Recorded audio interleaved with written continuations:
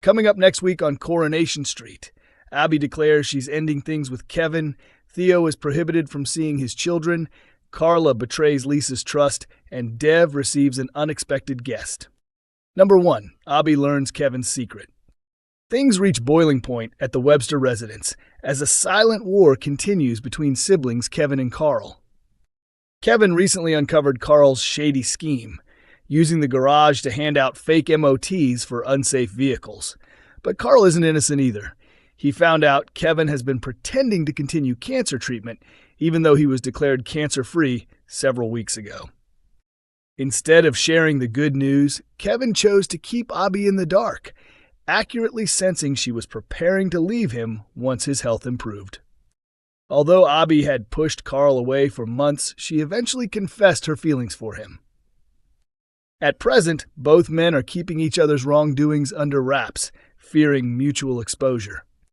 Still unaware of the full truth, Abby angrily confronts Carl about the disorder he's brought into their lives. Carl, meanwhile, struggles to hold back the truth about Kevin's deception. Later on, worn down and emotionally exhausted, Abby opens up to Tyrone seeking guidance. Kevin's stepson, Jack, had already been informed that Kevin's cancer was gone, a fact, but Abby remains troubled by what she perceives as dishonesty. She confesses to Tyrone her intention to tell Jack that the cancer hasn't improved, thinking that being truthful is her only path forward.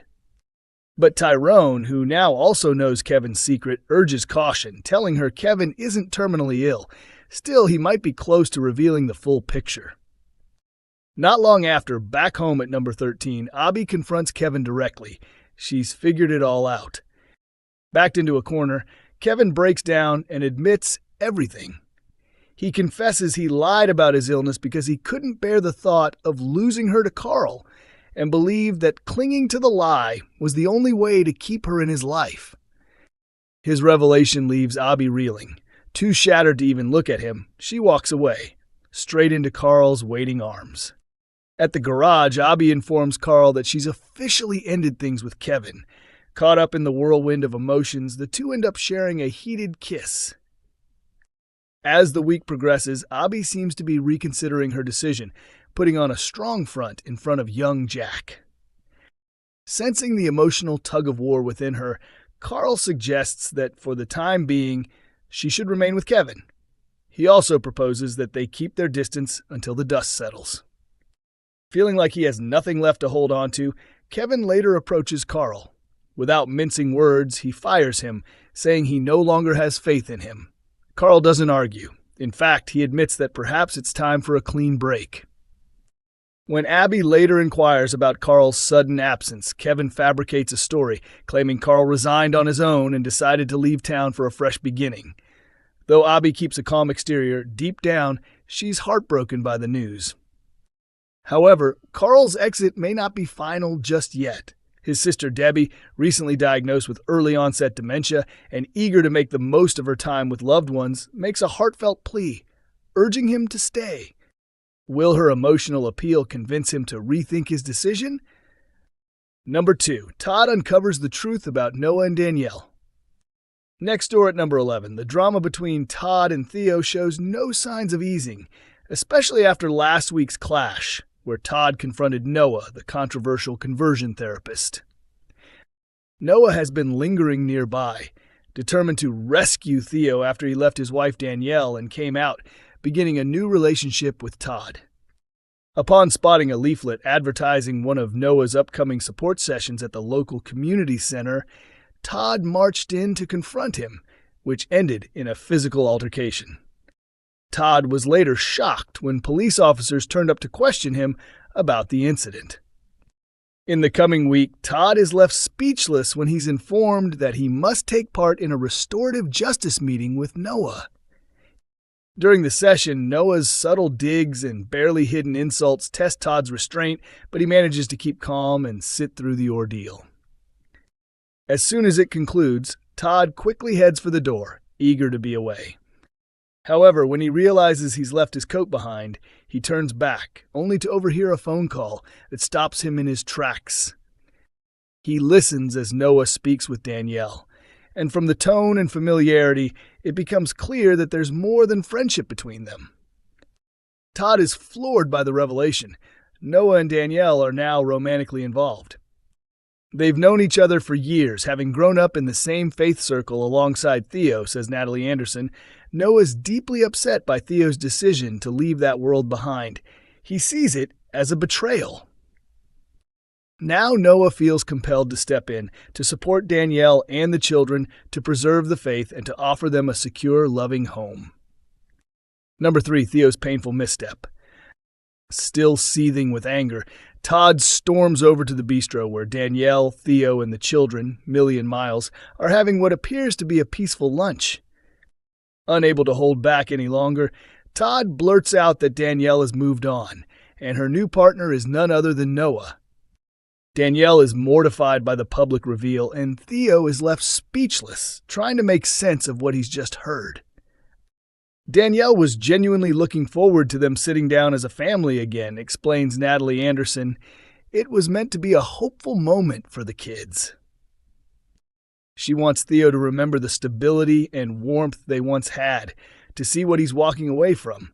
But Todd's sudden arrival flips the whole situation on its head. The children are rattled and Danielle feels ambushed. Tensions boil over when Miles, furious with Todd for ruining the moment, aggressively confronts him and pushes him to the ground.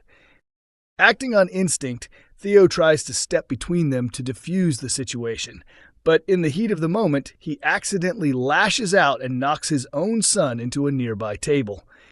Horrified by his unintended action, Theo is left shaken and full of regret. The following day, Billy shows up at number 11 and notices the blankets on the sofa, quickly putting the pieces together. Todd admits the truth. Danielle is now with Noah, and after the chaotic events at the bistro, Theo has been banned from seeing his children. He's not coping well. Billy, always the peacemaker, suggests Todd speak to Danielle and try to mend the damage. Following his advice, Todd arranges a meeting with Danielle back at the bistro. He pleads with her to reconsider, reminding her of Theo's dedication to his kids and his right to be in their lives. But when Theo learns that Billy's been giving Todd advice behind his back, he's livid. He warns Billy to stay out of the situation altogether. Later, Billy turns up at number 11, hoping to make peace. Theo answers the door and coldly brushes him off, pretending Todd's in the shower. As Billy walks away, Todd comes downstairs, completely unaware that Theo has just shut down any attempt at reconciliation on his behalf. Number 4, Carla acts in secret. Over on the cobbles, while Lisa and Carla begin boxing up their belongings in preparation for their move to number 6, Lisa opens up about skipping her latest therapy appointment. Instead, she chose to visit the grave of her late wife, Becky, whose anniversary falls the next day. The following morning, Lisa remains emotionally unsettled. Both Carla and Betsy notice her unease, but Lisa brushes off their concerns, claiming she's fine, before heading off to another therapy session. This time, Lisa lets her guard down. Speaking with therapist Floyd, she reveals that nagging doubts have begun to surface. She's starting to question whether Becky's death was truly as clear-cut as it appeared, and whether Becky may have been involved in wrongdoing as a police officer. While Lisa wrestles with uncertainty, Carla decides to take matters into her own hands. Without telling Lisa, she makes a covert visit to Logan Radcliffe in prison, determined to dig up information about Becky's past. Meanwhile, back at the station, Lisa isn't staying idle either. Driven by suspicion, she sneaks into D.I. Costello's office and sifts through his emails, searching for anything that might connect to Becky Swain. But will her unauthorized digging land her in trouble? Lisa's fury erupts when she notices that Kit has submitted a request to access Becky's file. Feeling betrayed, she storms over and accuses him outright of operating behind her back. Later, Lisa vents her frustration to Carla, stating flatly that she can't work with Kit any longer due to his breach of trust. But Carla is holding a secret of her own, and it's only a matter of time before Lisa finds out about the prison visit. Will Carla confess before the truth comes out another way? Number 5, can Dee-Dee say goodbye to Laila?